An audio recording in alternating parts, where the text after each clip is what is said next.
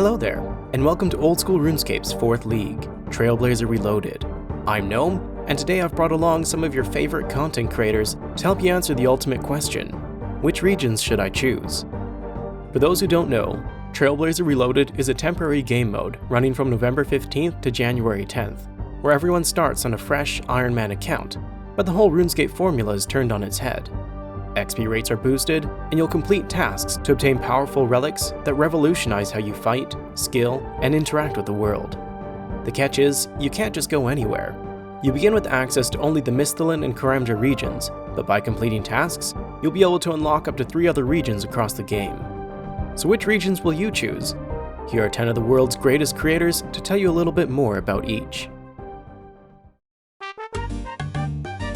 Welcome to the Misthalin region. In Trailblazer Reloaded, you're all spawning here in Lumbridge. So, I don't even have to convince you to pick this region. You get to hang out with me for free. Let me tell you about our wonderful kingdom. Misthalin is iconic RuneScape. I'm talking about the nostalgic areas of Lumbridge, Varrock, Edgeville, Draenor Village. This region is the perfect start to your Trailblazer journey. Grab your 10k from the Stronghold of Security, buy some starter gear in Varrock, and get to work because there'll be lots of easy tasks you can get started on in this region. And you know, it's not like you can go anywhere else just yet. Well, apart from Karamja, but we don't speak about that here. When you spawn into Misthalin, you'll get some quests auto-completed for free. Dragon Slayer and Elemental Workshop for the anti-dragon and elemental shields. Tears of Guthix for your weekly best runecrafting XP in the game. And more interestingly, Fairy Tale Part 2, giving you access to fairy rings and fairy realms. Xanaris will be super handy for the Implings Emporio Poro, runecrafting at the Cosmic Altar, or you can visit the Abyssal Realm to secure that Abyssal Whip. And you can even get to the Abyssal Sire through fairy rings to go after that bludgeon. Yeah, Misthalin isn't just for noobs. In fact, we also get the Bon Voyage quest unlocked for free, giving us access to Fossil Islands, so it's time to do your seaweed runs, your burnos runs. Alright, contain your excitement. But we've also got Herbivore here for Great Hunter XP and for Great Herbs. By the way, Druidic Ritual is also completed in Misthalin, so you can instantly get started on Herblore. Right, this one is for the losers going for rank 1. Volcanic Mine. One of the best mining XP methods in the league, and it's affected by an up to 8 times minigame point boost passive effect, which we saw in a teaser. Actually, we should probably cut that one out. Let's not tell them that. Look, over here on the beaches, we've got Ammonite crabs so you can train your stats up AFK. Yeah, I see you over there, working from home. And speaking of the minigame point boost, take a trip through the Edgeville portal to the Isle of Souls. At Soul Wars, Zeal is going to be boosted up to 8 times the amount with the passive, and this is incredible for training all your combat stats, including prayer, for imbues, and think of the spoils of war. There's so much money to be made here. In fact, Misthalin has it all. Why would you want to go anywhere else? You don't need to go anywhere else. Please don't leave me.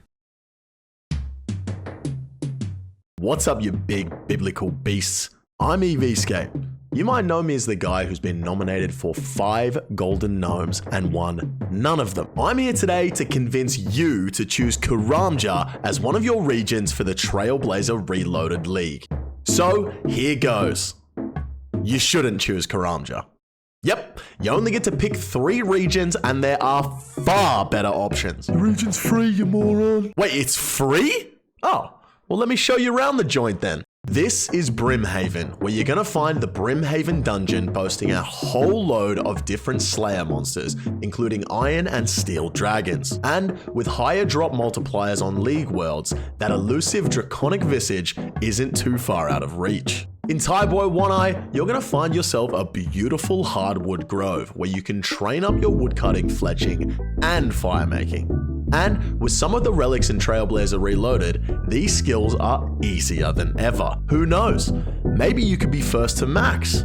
Just kidding, don't even try it. I will beat you. Lighting those logs you chop will come in handy at Moosa Point, where you'll be able to snag yourself some Karam ones. And don't they just look delicious? Now that I think about it, a lot of RuneScape food looks delicious, and I wish it existed IRL, like monkfish. If monkfish existed IRL, I would eat them every single day. Forget about the rest of the areas on Karamja. This is the real meat and potatoes. more all wreck. Here, you'll find yourself Tazar creatures dropping a whole range of obsidian armor and weaponry, but best of all, Karamja gives you access to the fight caves and the Inferno. Take on the fight caves and defeat Taz-Tok-Jad to claim yourself everyone's childhood dream, the Fire Cave. Well, actually, my childhood dream was to meet Sailor Moon, but we won't talk about that. And for those looking to test their skills, the hardest challenge in all of Gielinor resides in these caves, the Inferno. 68 waves of intense, grueling action leading to the final battle,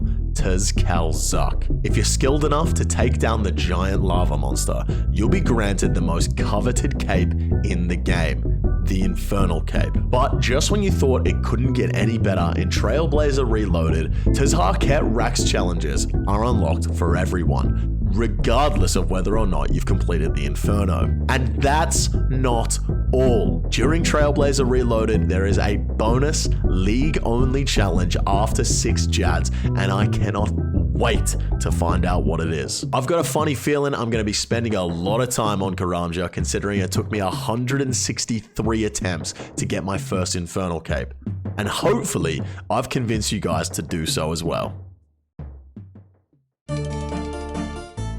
Hey, I'm settled and I spent 5,000 hours in Morytania, which is why I'm gonna hypnotize you in any way I can to unlock it in Leagues 4 Trailblazer Reloaded. Unlocking Morytania will instantly complete the Darkness of Hallowvale and Great Brain Robbery quests, which means your Slayer grind just got a whole lot easier. Grab yourself a black mask from Cave Horrors for a huge accuracy and damage boost while slaying, and since Soul Wars will be available to anyone, you can imbue this mask no matter what regions or relics you're picking. And what's this big tower over here? Yeah, that's convenient. You'll be unlocking the entirety of the Slayer Tower, including the Grotesque Guardians. You ever heard of temple trekking? I've done a couple of these, give or take 17,000. Tons of useful supplies from temple trekking, and with boosted XP rates, those experience tomes are looking pretty good, I gotta say. Moving over to Morton, we've got Barrows. I mean, this is like the bread and butter of Leagues. Barrows armor has stood the test of time, and hitting insane numbers with full Darox will never get old. Over near the Haunted Mine, what the? Someone left their crossbow out here? Anyway, you can get a Salve Amulet here, that'll be useful later. You'll of course unlock the entirety of Darkmare in Morytania, giving you access to Firewatch Sentinels for blood shards and Hallowed Sepulchre for an amazing agility training method. Poor Phasmatis has got your prayer training for the League covered. Who needs a Gilded Altar when we've got boosted XP rates on the Ectofuntus? And we've saved the absolute best for last. The Nightmare of Ashihama holds some of the best gear in the entire game, with the Inquisitor armor and the Nightmare Staff with its respective orbs. And of course, all of this has been leading up to the final challenge of the area, the Theater of Blood. We've got the Scythe of Vitur, the Sanguinesti Staff, the Avernic Defender, the Grazi Rapier, and full Justiciar. You've got a buffet of endgame gear here. But wait, because we've decided to up the ante this league and introduce the amped up challenge for both Fasani's Nightmare and Hard Mode Theater of Blood. These monsters will have more HP, higher max hits, and higher defense, but not without an even higher boosted drop rate on top of the already increased drop rate modifier. So if you came for a challenge and to grind out some endgame gear, this is the league to pick Morytania, and I will personally be greeting you when you get here, or maybe not, but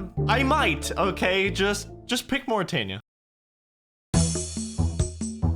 What's up, everybody? This is Extra Keen, aka Dune Lord, here to tell you why you should pick the desert as one of your regions in the upcoming Trailblazer Reloaded League. As someone who's spent over 4,000 hours so far locked to this area, I can tell you that there's a lot to do here. Plenty of opportunities for skilling, PVM, money making, and of course, league points. Let's start by going over what you auto-unlock from picking the desert. As soon as you pick this area, you will have Desert Treasure 2 and all of its prereqs automatically completed. This includes Desert Treasure 1 for access to ancient magics, Temple of the Eye, which unlocks Guardians of the Rift, and because of that, you also get Leviathan access right off the bat.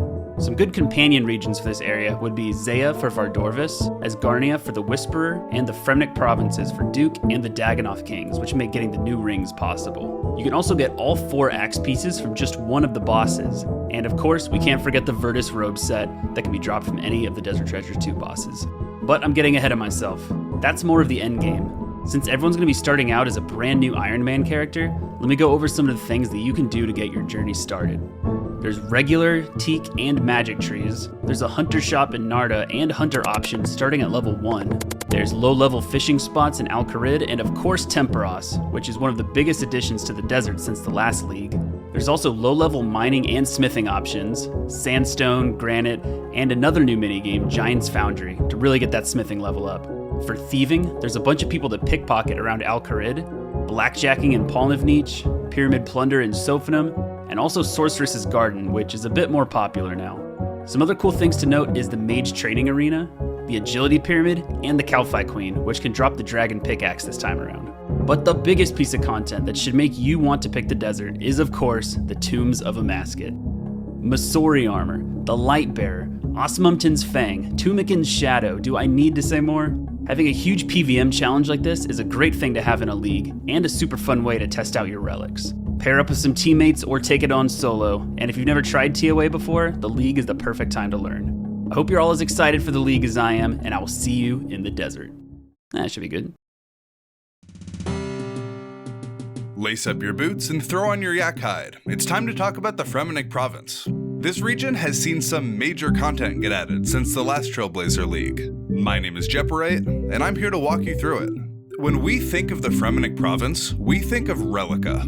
Rock crabs, rooftops, but across the Lunar Sea lie several islands that may be of interest to you. On Misthalin, your subjects will collect resources for you, such as herbs, logs, and seeds. On Nadasnot, you can obtain the King's Helmet and then upgrade it into a face guard using a basilisk jaw from the Island of Stone. Waterbirth Island is home to the fearsome Dagonoth Kings. Defeating this trio might grant you a dragon axe as well as some of the most powerful rings in the game. This is just the tip of the iceberg.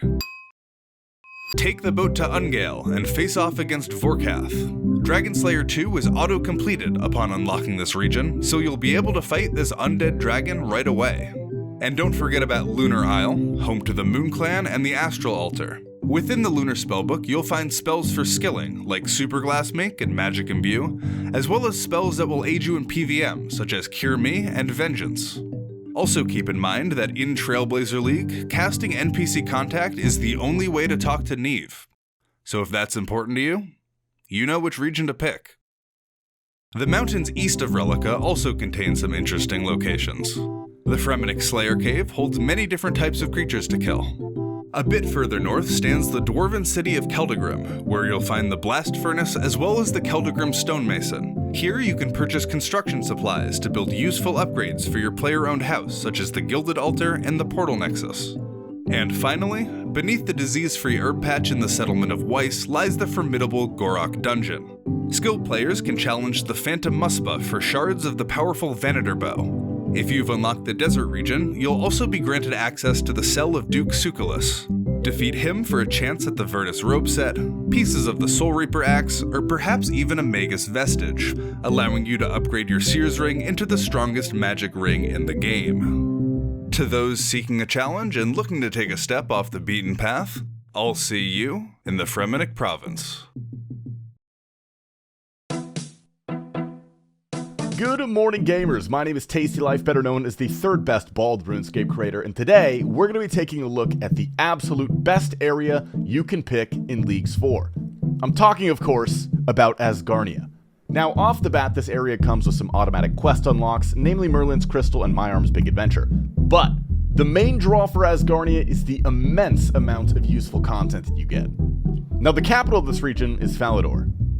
I don't know if that's technically true. I made that up, but it sounds right. On the surface, Falador doesn't have much to offer, though underground you will find the Giant Mole as well as the Dwarven Mine, providing access to the Mining Guild and Motherlode Mine. To the north, you can find Berthorpe. Skillers will want to obtain that sweet Rogue's outfit from the Rogue's Den for more thieving loot, while PVMers will be crowded around the Cyclops and the Warriors Guild, hoping for a lucky streak of defenders. Some other places you might spend some time visiting include the 2 herb patches located south of Falador and on top of Troll Stronghold, the Void Knight Outpost when earning your Void Knight armor, and everyone's favorite big red dog, Cerberus. You don't want to be seen walking around Galenor without some fresh kicks, am I right? Now, for those that have unlocked the desert, you might find yourself venturing below Ice Mountain to take on the Whisperer for Virtus or a giant shiny axe. Now, those are all fine and dandy, but we know you aren't picking this area because you can get a rune pickaxe in the Dwarven Mine, which you can, and contractually I have to tell you that, so there you go. You could do that if that's your thing. Nobody is judging you, but you guys are here because of one area. That's the God Wars dungeon, baby. You've got Kriara for Armadyl gear. You've got Grardor for Bandos armor. Zilyana for the ACB. Krill for whatever Krill drops. And of course, Nex, if you are looking to upgrade these previously mentioned pieces. And all the God Swords, you know? I don't think I need to say any more. But if that did not sell you, then guess what? We also have Antrana, which has the Law Altar. Yippee! Anyway, stay tasty, my friends. I will see you in Asgarnia. Hey, I'm Torvesta, and I'll be telling you why the wilderness is a great region unlock. Imagine for a day the entire wilderness was a safe zone. What would you take advantage of? Well, you can. For a full 2 months, because if you die to a P-Gear, it's counted as a PVM death. Revenants. Do I need to say any more? The perfect place to farm gold whether you're level 126 or a level 7 with Fire Strike. Money is going to play a very important role early on, but also the skilling supplies they drop will be a game changer. There is no better way in the entire game to kick off your Leagues campaign and get a massive head start. And with the increased drop rates, you've got a decent chance of getting the iconic rare wilderness weapons, which will give you a 50% extra damage and accuracy boost to monsters in the wilderness, and the Amulet of Avarice notes all drops in the wilderness. You can't get Slayer task from Cristelia, but any Slayer targets defeated still drop Laren's keys, and the Laren's chest is full of skilling supplies. During the last leagues, you might have run out of things to do in the wilderness, but a lot has changed since then. With the rework earlier this year, we saw improvements to Callisto, Vetion, Venenatus, as well as introduced weaker variants in Artio, Calvarian, and Spindle. These bosses are incredible money, and again, also drop skilling supplies. And it is the best place in the game to acquire the Dragon Pickaxe. Also, they drop attachments to upgrade the Revenant weapons to be even more powerful. And let's not forget about the Voidwaker, one of the best spec weapons in the entire game for PvM. Other bosses include the King Black Dragon, Chaos Elemental, Chaos Fanatic Scorpion, the Crazy Archaeologist, and let's not forget, east of the Ferox Enclave, Corporeal Beast. Who knows, maybe you'll get lucky with one of the rare Spirit Shields. And if you head up north to the deepest parts of the wilderness, you'll find the Mage Arena, complete this series of mini quests, and you'll unlock the best in slot magic cape, and obviously pick the Sara one, that's obviously the superior one. Prayer is a difficult one to train, but not in the wilderness. You have green and lava dragons along with a chaos altar which acts as a gilded altar and saves you 50% of your bones, which is absolutely massive, especially early on. Enter the Abyss is auto-completed, granting you access to one of the best rune crafting methods as long as the altar you're accessing is within your unlocked area. The Resource Arena will be a great place to gather supplies as you'll never need to bank because you can note the resources. Notably, Dark Crabs are very good XP and one of the best healing foods. And lastly, the best Hunter XP in the entire game, Black Chinchompas, and if you choose to unlock the Relic Trickster, you'll have a very easy time stocking up on them to utilize for the best range in XP too. Are you not convinced? The Kourend region. Due to the sheer size of this separate continent, it comes with a great amount of content for you to explore and tasks to complete. And I want to go over the main aspects of the Kourend region to show you exactly why I think it's going to be an amazing pick during this league. Unlocking Kourend will also automatically complete X marks the spot. That way you can further progress in the Great Kourend questline once you arrive on the continent. In the early game, the north side of Kourend is the place to be. The Arceus library offers you a great way to get some early magic and runecrafting XP, as well as access to the Arceus spellbook for thralls. Late game you might find yourself coming back to Arceus for the soul and blood altars. A bit further up north you'll find every Iron Man's favorite early game activity, Wintertodt. And as some as you might already know, I've spent quite some time there on the main game trying to get the very rare Dragon Axe from it, which probably shouldn't be your main goal here during the league, but outside of the Dragon Axe you'll be rewarded with plenty of supplies, XP and tasks. Port Piscarilius contains stealing artifacts, Lovacane offers the Blast Mine, Hosidius has Tithe Farm, and the Woodcutting Guild bustling with different trees up to redwoods. The farming guild in Kebos offers the ability to grow and defeat Hespori, but don't worry if PvM isn't your thing, because the farming guild has plenty of other patches to take advantage of. If you're looking to prepare yourself for the endgame, you can take on the lizardman shamans that reside in the Kebos swamp to get the Dragon Warhammer. Now speaking of endgame, in Mount Kurum you can take on the Alchemical Hydra once you reach level 95 Slayer, which can give you the Brimstone Ring and the Ferocious Gloves. The Dragon Hunter Lance is also possible if you have Kandarin for Barbarian training and Asgarnia for a Zemi Spear. Now with other regions in mind, if you decide to unlock the desert region as well, you can head on over to the Stranglewood where you will be able to encounter Vardorvis, one of the 4 bosses from Desert Treasure 2. Here you'll be able to score yourself the pieces for the Soul Reaper Axe, the full Virtus set, and if you also have the Fremennik region unlocked, the Ultor Ring. Last but not least, probably the main reason why I and many others will be unlocking Kourend, the Chambers of Xeric. The drop table is packed, including prayer scrolls to unlock Rigor and Augury prayers, Dragon Claws, Ancestral Robes, and of course the highly valued Twisted Bow. Now some of you may be familiar with challenge mode, but if you thought you'd just walk into this encounter during Trailblazer Reloaded and breeze past it, think again. Because during the league, this mode will see the NPCs buffed with greater stats than you're used to. But don't worry, you will be rewarded with even higher drop rates on top of the existing league modifiers. So what are you waiting for? I'll see you all on Zea as I go for another Twisted Bow myself, and who knows, maybe I'll get an omelet alongside it as well. What's going on, future Trailblazers? My name's Bitter, and today I'm here to convince you to choose Tirannwn as one of your regions. I competed for rank 1 in the original Trailblazer League, and one of my biggest mistakes was not picking Tirannwn the first time round. Located inside Tirannwn is the elven city of Prifnidus, which is home to the Gauntlet. And with the higher drop multipliers you'll have during leagues, Full Crystal, the Bofa, and the Blade of Saldor are going to be easier to get than ever.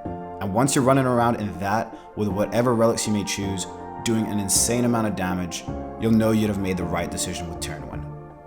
Prifnidus is also home to the Demon Zalcano, which is going to provide you with loads of crafting and smithing resources. But you'll also find some non-demonic things too, like the Agility Course and the Hunting Grounds. You guys can feel free to run the pockets of the citizens around the city, and pay attention to any crystal implings that might fly past. Now Asgarnia might have access to the crystal chest, but over here in Prif, we can create enhanced crystal keys to open the Elven crystal chest for even greater rewards. Now I'm sure all those things are going to come with some nice task completions and points, as would chopping the city's hardwood trees or venturing into the Ireworth Slayer dungeon to slay a dark beast for its dark bow. Now just a boat's ride away is Zalandra, home to Zulrah and its drops. You want a blowpipe? You got it. You want a Serp home? You got it. Unleash your full relic power at Zulrah and defeat it faster than ever before. Assuming you didn't go with a melee build, as those weapons won't reach, not even the Crystal Halberd, which you can obtain by unlocking both Tirannwn and Kandarin as your regions. Now venturing deep into the forest, you can access the Underground Pass, where you'll find an entrance to the Death Altar, but if you want to get a bit more lively, you can go to Letya and grow some sapling in the Fruit Tree Patch. All in all, Tirannwn is a small region packed with content and good unlocks to have for the league. And if you pick it, not only will you be happy with your choice, something tells me we'll see each other around during Trailblazer Reloaded. Just don't touch my crystal implings. Good day, everybody. My name is Pure Spam, and I've casted tournaments for Jagex for almost 10 years now, so you might recognize my voice when it registers. I've been playing RuneScape for almost 20 years, so it's my honor to take you back to the familiar flax fields and iconic cities of Kandarin. Whether you're choosing ranged, magic, or melee, Kandarin will be a valuable choice for you. Maybe you're a RuneScape expert or coming back to the game after a long break. I think familiarity is key, and Kandarin has so many iconic areas that take me back to using the Teleport to Camelot spell after getting members the first time all those years ago. I'll start with the capital city of Kandarin, and that's Ardoin, or Ardugny, or is it Ardoon? Ardoin? Ardwugne. Ardone. Ardougne? Ardi. You know it's Ardi. Ardi is close to the ZMI altar and a herb patch for you skilling enthusiasts out there. Inside the city you'll find the rooftop agility course surrounding the Ardi markets, and those who choose the Trickster relic will benefit the most from these vulnerable paladins and knights. Finally, the shooting star equivalent for thieving. Re-familiarise yourself with the Tree Gnome Stronghold because you'll be spending a lot of time here. Whether it's for your daily tree farm runs, the Stronghold Slayer Cave as you complete your Slayer tasks, or the Crash Site Cavern to the north, home to the demonic gorillas. Choosing Kandarin means you automatically unlock the Monkey Madness 2 quest, so you'll be able to take on those tri-breeding warriors for the coveted Zenite jewelry. These items alone act as incredible DPS increases, covering all 3 combat styles. See what I mean about this being a great region choice? And for the wizards out there, it's not just the Tormented Bracelet, but also the Occult Necklace, which is found in the Smoke Devil Dungeon southwest of Castle Walls. Man, I hope we can organise some games during leagues. A whopping 10% damage increase to magic feels to me like it's a must-have, and what's magic bonus without a weapon to go with it?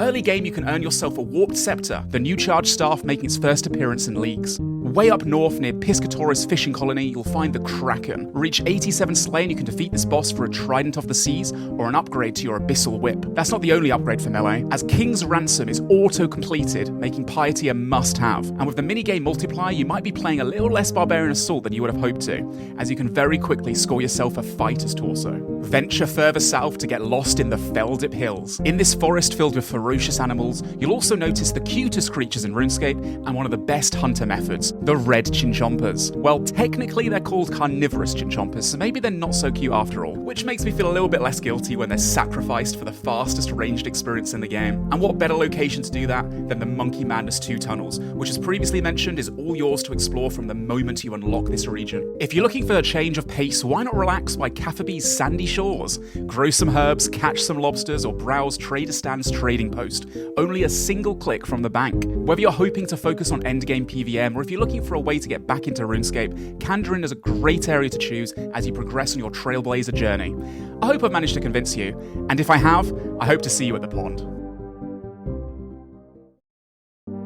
And that wraps up a recap for the upcoming Trailblazer Reloaded. A special thank you to all you wonderful creators for providing your invaluable insights.